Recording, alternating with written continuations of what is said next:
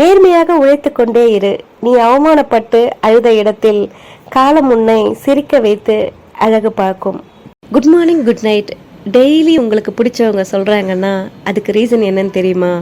Morning எழுந்த உடனே அவங்களோட ஃபஸ்ட்டு தாட்டும் நீங்கள் தான்.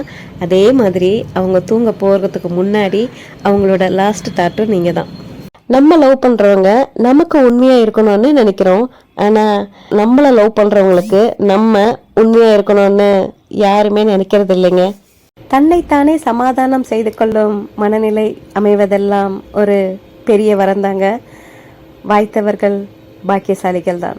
முடிஞ்ச விஷயத்தையும் இழந்த விஷயத்தையும் எப்பவுமே உங்கள் நினைவில் வச்சுக்காதீங்க.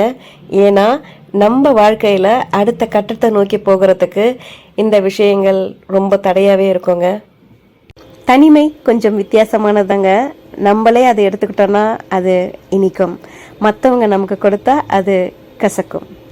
சில இடங்களில் நம்ம முட்டாளாக நடிக்க வேண்டியிருக்குங்க. ஏன்னா அப்போ தான் வாழ்க்கை நமக்கு நிறைய பாடத்தை கற்றுக் கொடுக்கும்.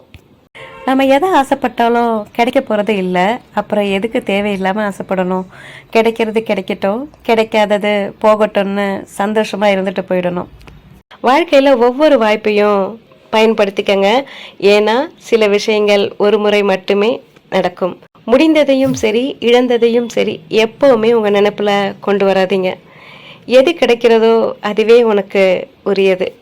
நமக்கு பிடிச்சவங்க கிட்ட பேச காத்திருக்கிறதும், பேசும்பொழுது சண்டை போடுவதும், சண்டை போட்டாவது அவங்க கிட்ட பேச மாட்டோமா அப்படின்னு ஏங்குறது மட்டும்தாங்க உண்மையான அன்பின் உச்சக்கட்டம்.